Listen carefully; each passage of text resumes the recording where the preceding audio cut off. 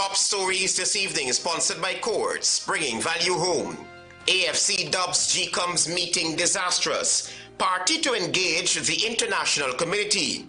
No effort to address inflation. The government is visionless, says Director Finance. Opposition laser focused on ridding the PPPC from office, says Aubrey Norton.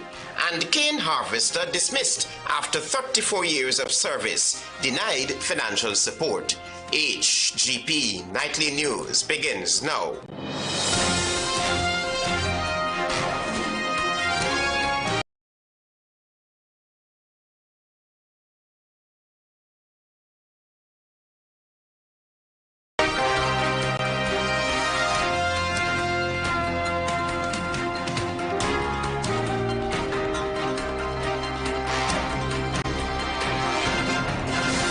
Good evening to our viewers here in Guyana and online. I'm Travis Chase with the Friday, January 24 edition of the HGP Nightly News. We have what you need to know this evening. The Alliance for Change strongly believes that the Guyana Elections Commission is in no position to hold free and fair elections. You'll find out why in this report. After a 3-hour-long meeting with senior functionaries of the Guyana Elections Commission, including Chairman Justice Retired Claudette Singh, leader of the Alliance for Change, Attorney-at-Law Nigel Hughes, says that his party is now more convinced that the Guyana Elections Commission is incapable of hosting elections this year. Hughes told reporters that the meeting was disastrous and that the Alliance for Change plans to engage the international community on the failure of the Guyana Elections Commission to act on recommendations after the 2020 elections. Now that we have had from GECOM an express statement that they have not conducted any review or implemented any of the recommendations of the international community, we will certainly be going to each one of them individually. He said when the international community is engaged, it will be told of the insufficient systems to ensure credible elections. We would expect at that stage to have further discussions with them on confidence-building measures like fingerprint, like cameras in the polling station, and for them to seek to persuade the government of Guyana and GECOM in particular, the chair. On the issue of biometrics, Hughes said that the issue is not settled, at least not for the Alliance for Change. He said this is despite GECOM chairperson's decision that biometrics cannot be acquired in time for the 2025 general and regional elections. It was shortly after the chair reported on biometrics that the war broke out, and it became very evident. In March of 2021, the European Union Election Observer Mission made 26 recommendations for improving national elections. Most recently, GECOM told media operatives that only 2 of those recommendations have been implemented. Travis Chase, HGP Nightly News. Meanwhile, productive and normal. That's how 2 senior GECOM functionaries described Thursday's meeting with the Alliance for Change. Here is more. Deputy Chief Elections Officer Anil Giddings says that the meeting between the Alliance for Change and the senior functionaries of GECOM cannot be described as disastrous. He spoke with Nightly News just after the 3-hour-long meeting on Thursday afternoon. You agree the meeting was disastrous? I would not say that. Well, you got some inside information or what?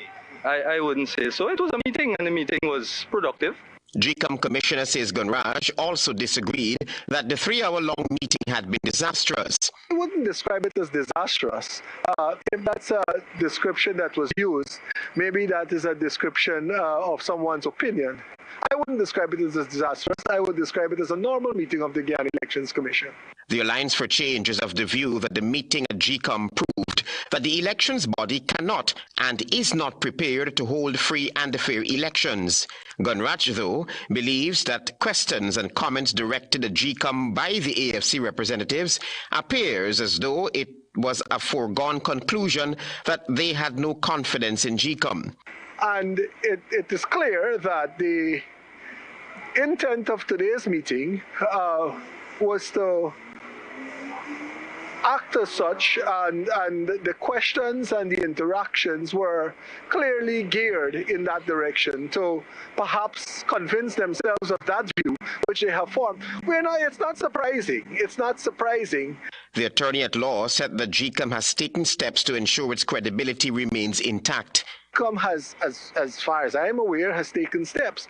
But if we want to start to discuss why the public has lost confidence in GECOM, that's another story. That's another story. We have had successive elections.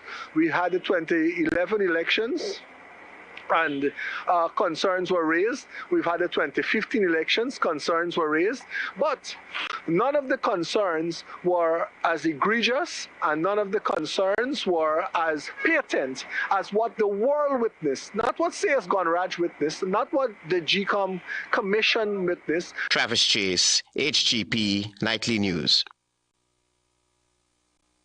Still on GECOM, General Secretary of the People's Progressive Party Civic Bara Jagdeo on Thursday threw his support behind GECOM's chair Claudette Singh amid her shocking and brazen decision to oppose the use of biometrics for the upcoming general and regional elections. Antonio Day has this story. According to the chairperson of the Guyana Elections Commission, Claudette Singh, it would be unconstitutional to impose other mandatory requirement for voters, which is the use of biometrics at this year's elections, although the law does not forbid GECOM from implementing a digital fingerprint system. The retired Justice of Appeal noted that significant challenges must be addressed prior to the 2025 elections. People's Progressive Party Civic General Secretary Bara Jagdeo openly supported the GECOM chair's decision Thursday during his regular press briefing. But they're vilifying the chairman of the Elections Commission, saying she supports the PVP. What she does, she's been consistent in her ruling. She has to preserve the right to vote. She has to act in a constitutional manner. According to Jagdeo, the opposition's persistent demands for biometrics are essentially an attempt to create conditions for an election dispute. That's precisely what they want. Just imagine the amount of confusion you would have at the polling places. During his tenure as the PPC's opposition leader, Mr. Jagdeo held positive opinions regarding the use of biometrics. We need to make sure that the list is cleaned up so that the abuse that we had, where when you had sympathetic presiding officers to the opposition, allowing people who should not have voted to vote. We need enhanced biometric. Meanwhile, in a recent press statement, the Private Sector Commission also supported retired Justice Singh's decision. The commission, which has frequently observed elections in Guyana, stated that voting process is extremely safe and secure at polling stations, stating that it is not possible for anyone to vote more than once at any polling station, or for one person to vote on behalf of another. The use of biometrics, which promotes electoral transparency, has been repeatedly demanded by the opposition. However, given the shortcomings and flaws in the nation's electoral systems, Singh's decision has raised serious questions about the credibility of this year's election. Antonio Day reporting for the HGP Nightly News. Thank you, Antonio. Stay with us. There is more news ahead. Welcome to SNL Electrical Inc., where lighting and electrical needs are met with expertise and style. From the latest in electrical lamps to durable cables, circuit breakers, panels, we have it all. Illuminate your space with our elegant chandeliers, stunning crystal lights, and versatile pole lights. Looking to upgrade your comfort? Explore top-of-the-line AC units and our diverse selections of stylish styles. Visit us at 170-180 Dolman Street, Kitty, Georgetown. Discover solution that not only lights up your world but transforms it. Call us on telephone number 226-3018 or 223-1634. SNL Electrical Inc. powering your life with elegance, quality, and care. Krishna Rock Establishment. No job is too small or too large. We specialize in all types of fabricating, machinery, excavator repairs, rice field pumps, and hydraulic hoses. Visit us at Lot 113, Block CC Monrepo, East Coast, Demerara, or call 220-9624, 616-9416, or 619-7880. At Commissioner Roth Establishment, no job is too small or too large.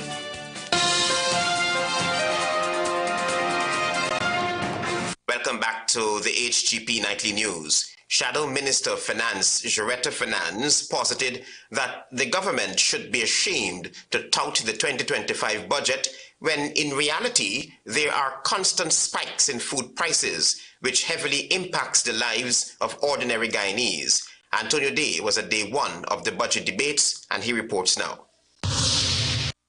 Shadow Minister of Finance Joretta Finance, citing data from the Bureau of Statistics, said that from 2019 to 2024, the prices in commodities have significantly increased. From 2019 to 2024, inflation went up by 20%. And worse, from 2019 to 2024, food inflation went up by 44.8%.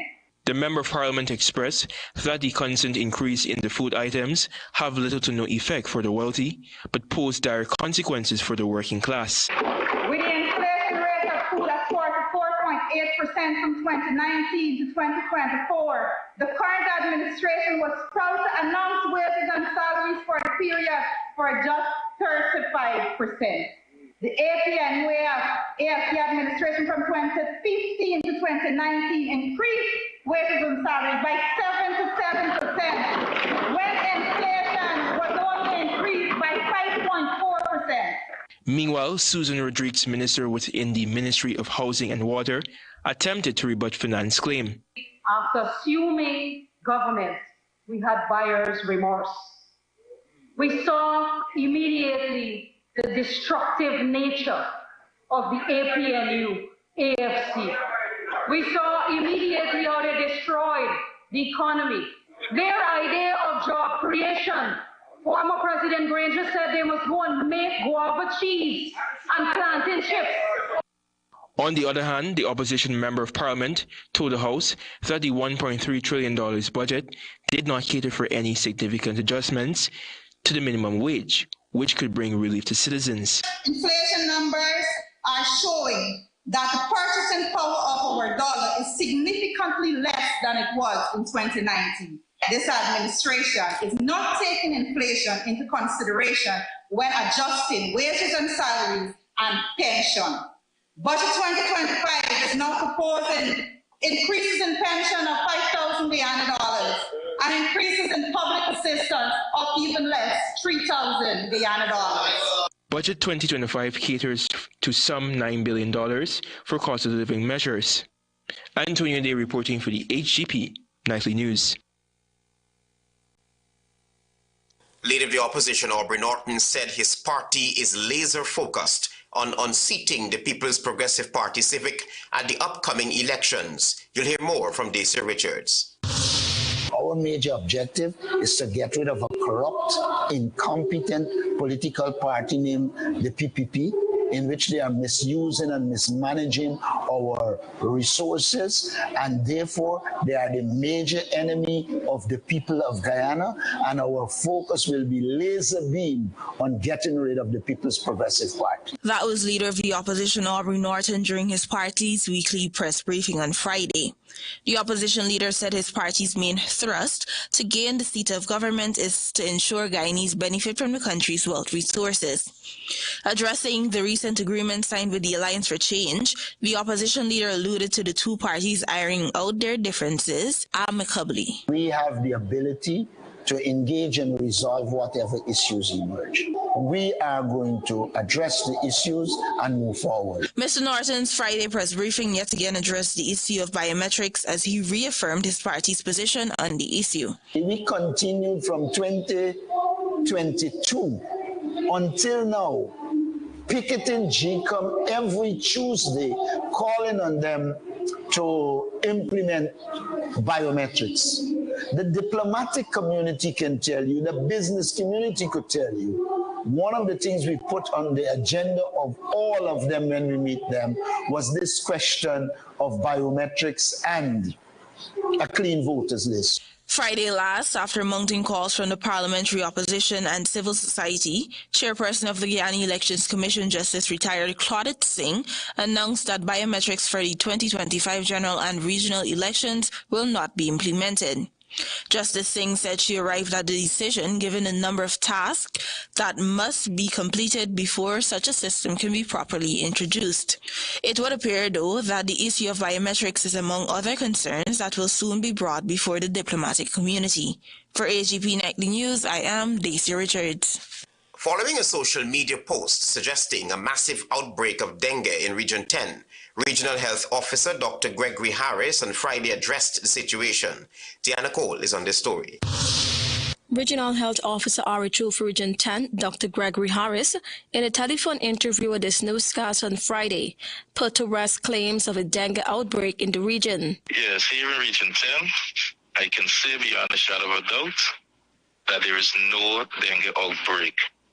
And this should bring ease to the residents of the region. Dr. Harris explained that as the regional health officer, he has access to all health data in the region and said should there be an increase in vector-borne diseases like dengue, malaria or yellow fever, the necessary steps will be taken to address the issue and protect the residents. In this moment, we don't have a dengue outbreak within the region.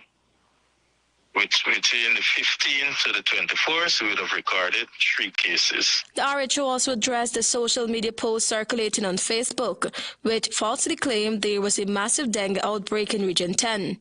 He noted that the individual who made the post did not contact the Regional Health Authority to verify the information. I can tell you this, as the Regional Health Officer, that information is inaccurate and there is no dengue outbreak within the region. On January 10, 2025, Minister of Health Dr. Frank Anthony handed over vector control machines and supplies valued at $646 million to be distributed across the 10 administrative regions. This initiative aims to reduce the incidence of dengue and other vector-borne diseases in Guyana.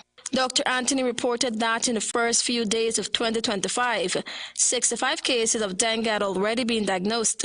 He emphasized that the equipment would be distributed to every region, and the ministry would collaborate with the neighborhood democratic councils and municipalities to train staff in fogging operations. For this year, we don't anticipate that once we do this properly, that we'll have too many mosquitoes, and therefore we should see a significant drop in the cases that we have been diagnosing. In 2024, Guyana recorded over 10,000 cases of dengue and 24,000 cases of malaria. Tiana reporting for the HGP Nightly News. Thank you, Tiana, for your reporting. Stay with us. There is more news ahead. Planning a cleanup? We can help. Sevon's Waste Management skip bins can be provided for home renovation projects, yard cleanup, or construction project. It's simple. Step 1, give us a call. Step 2, we put down the bin. Step 3, load it up with all of your junk. Step 4, we take it away. That's simple. Bins are also available in various sizes, so there is no job that is too big or too small. Call Sevon's Waste Management today at 218-1455. Ready to up your game? Ready to up your game? Win big with over 60 epic prizes. A brand new PS5, Nintendo Switch, iPhone 16 Pro Max, Apple smartwatch, and the hottest earbuds from Apple and Samsung. Plus, we are giving away thousands in phone credit and a whole year supply of Buster or Turbo Energy drink. Here's how. Buy any Buster or Turbo Energy drink, find the code starting with BB and enter online or on WhatsApp. Visit us on Facebook or Instagram at Turbo_Caribbean or Buster Guyana for all the details. Don't just play. Up your game with Buster and Turbo Energy. Welcome back to the HGP Nightly News, our developing story. The President and the Vice President of the Guyana Teachers Union have filed high court proceedings against the union's executives following their suspension. Daisy Richards has been following this story. Following the suspension of President of the Guyana Teachers Union GTU Dr. Mark Light and Second Vice President Julian Cambridge, the duo have taken a number of executives of the Guyana Teachers Union to the High Court. The court proceedings seek to address several issues. However, the union's top two executives have asked the High Court to pronounce on a decision that was made by the GTU General Council on December 17, 2024. The President and Vice President claimed that the suspension was unlawful and there is a breach in the Constitution of the Guyana Teachers Union and in natural justice. The two men told the court that the suspension prevented them from carrying out their duties and no investigation has taken place more than a month later. Dr. Light and Cambridge stated their intention to complete their work ahead of the union's elections due this April. Dr. Light and Cambridge said that the General Council acted in an improper manner when it decided to suspend them, and the GTU's General Secretary, Coretta MacDonald, is occupying the seat in contravention of the union's constitution. It is believed that the President and Vice President were suspended in December of 2024 after inking a 3-year agreement with the government following a 75-day nationwide teacher strike. The package included salary increases and a range of non-salary enhancements, including allowances, duty-free concessions, housing, among other things, which did not sit well with union members. For HGP Nightly News, I am Daisy Richards. Veteran sports journalist Roald Welch is among 15 persons now homeless after a fire ravaged 2 homes in William Street, Kitty on Thursday. Here again is Daisy Richards. The fire began at approximately 3:30 p.m. at lot 62 William Street, Kitty, leaving 3 families homeless and 1 person injured. According to a report by the Guyana Fire Service, the fire was caused by a supposedly lit gas stove that was left unattended in the home of former sports journalist Roald Welch. According to Welch, he had just left his home to pick up his son from work when he received the disturbing call. So I told him back right away, I called my son and I told him, I said, man, catch a car and come on, you know. I called my daughter, I said, come on, and things. So this is as far as I know. He said that he has been occupying the home for more than half of his life, and his next move is yet to be determined since he lost everything in the blaze. I gotta sit down and discuss with my busy next move from here. You know, we lost everything, and it's like picking up the pieces once again. Kevin Alicock, another victim of the blaze, said he was also not at home when he received a call from his mother. The first person asked her if it's from our house, the fire started. She said no. She said from the neighbor's house. So I was riding down the road like crazy just to get here to see what I can save. But unfortunately, I couldn't save anything. But it was reported that the fire spread quickly, but despite the fire service responding in a timely manner, firemen couldn't save his home. The Guyana Fire Service, GFS, is appealing with the public to ensure all gas cylinders are turned off when not in use and desist from leaving gas stoves unattended when in use. The GFS also urged persons to equip their homes with smoke detectors, fire alarms, and extinguishers. For HGP Nightly News, I am Daisy Richards. Thank you, Daisy, for your reporting. A 56-year-old cane harvester who underwent heart surgery a few months ago said he was dismissed from his job after 34 years and claimed that the National Insurance Scheme has refused to pay him for the period he was ill. Tiana Cole is on the story.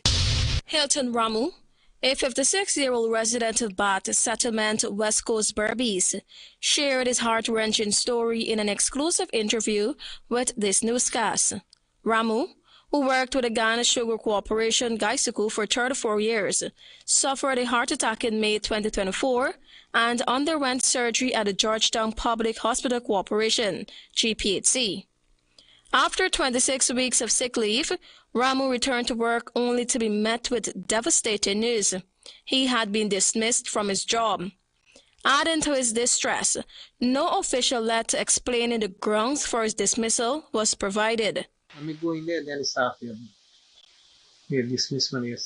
Ramu explained that he has been forced to use his last savings to purchase medication and to cover transportation costs for frequent visits to the NIS breakdown location in Georgetown to query his claims.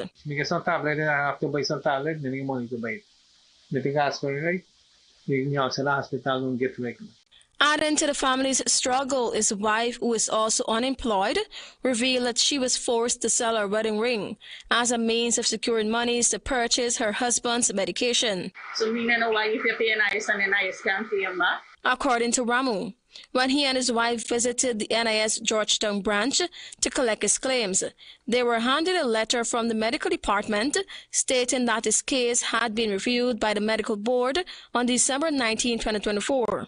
The board concluded that he was not considered an invalid. Public Relations Officer at NIS Diane Baxter explained in a telephone interview that records show Ramu was paid sick leave up to a certain point.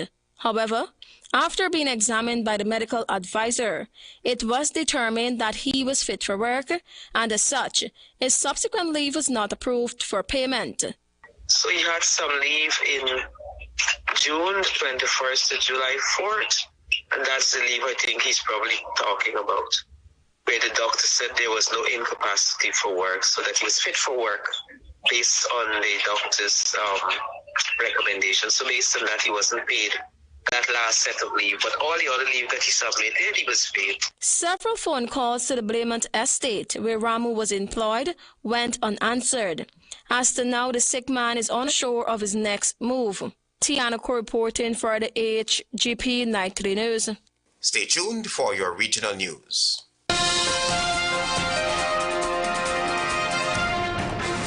It's a new day with Shilling Oil. A unique blend of natural oils to help ease and soothe the day-to-day discomforts of life. Get relief from muscle and joint pain, headaches, and congestion. Shilling Oil lets you get back to the things you love doing most. Water relief with Shilling Oil. Distributed by Massey Distribution. Interested in honoring or paying tribute to a loved one, or just making a loved one feel special? HGP TV offers you all that and more.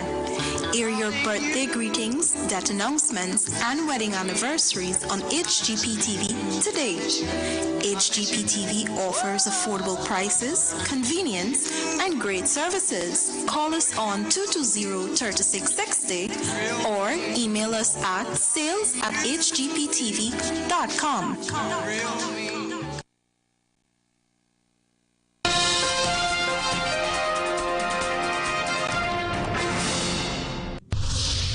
Good evening and welcome to Friday's edition of the Regional News.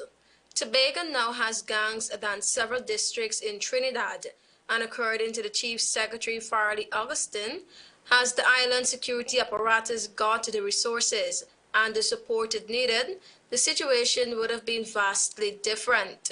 Speaking during a Tobago House of Assembly plenary sitting on Thursday, Augustine raised alarm over the increasing presence of gangs in Tobago, citing police statistics that show a rise. A USAID report showed that from just 3 gangs in 2009, the island now has 28, an increase that surpasses even Port of Spain, which he said saw a significant drop in gang numbers over the same period. He said the problem wasn't just the sheer number of gangs, but also the expanding territories they controlled. Quote unquote. I'm sharing this because I want the people of Tobago to understand that the crime issue, which affects all of Trinidad and Tobago, is not a foreign problem to us. It exists right here in our communities. He added that in 2024, there were 790 serious crimes, up from 757 in 2023, while violent crimes decreased slightly from 247 in 2023 to 244 in 2024. However, he said the number of murders increased significantly, with 26 in 2024 compared to 14 the previous year. Shootings and wounding rose from 30 in 2023 and 58 in 2024, while reported robberies remained the same at 79 in both years. He linked this to his concerns over the allocation of resources by central government and challenges in managing Tobago security needs.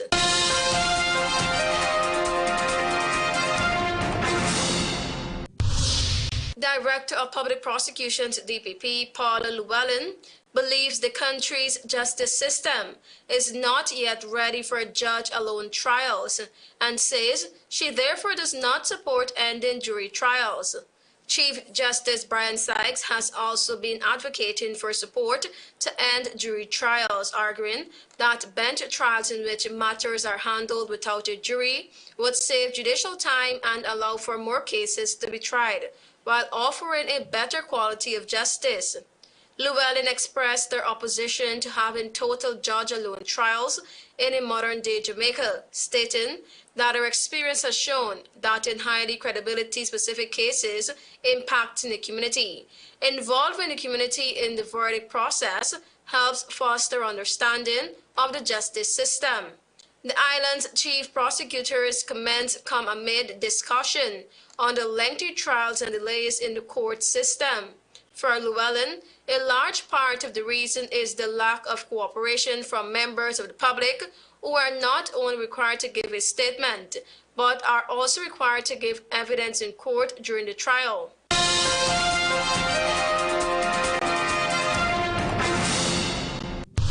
Royal St. Vincent and the Grenadines Police Force, RSVGPF, has issued an official statement addressing recent concerns about the conduct of one of its officers, which have been circulating on social media.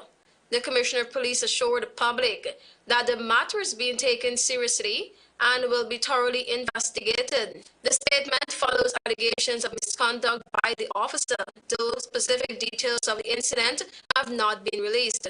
In response to the growing concerns, the Commissioner emphasized the police force's commitment to fairness, discipline, and accountability. The Commissioner also made it clear that any behavior falling short of professional standards will not be tolerated. Quote unquote, the law must never be used as a tool for personal grievance, and any conduct falling short of our professional standards will not be condoned, the statement continued. The RSVGPF expressed sincere apologies to anyone affected by the incident and reiterated its commitment to maintaining a positive relationship with the public. The police force stressed the importance of treating every citizen and visitor with respect, fairness, and impartiality. The police force has reassured the public that appropriate steps will be taken and that accountability will be maintained throughout the investigation. The community has been urged to continue to report any concerns about police misconduct with the assurance that transparency and justice will prevail. Thank you for watching. I am Tiana Cole.